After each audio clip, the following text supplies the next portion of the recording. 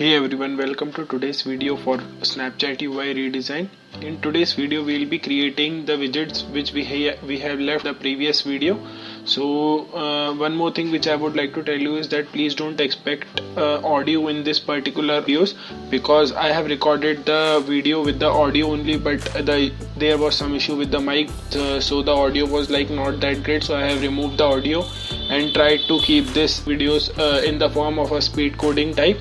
So I hope you guys will manage, as the code and the video quality is the best which I can provide. So now let's move towards the video and enjoy learning.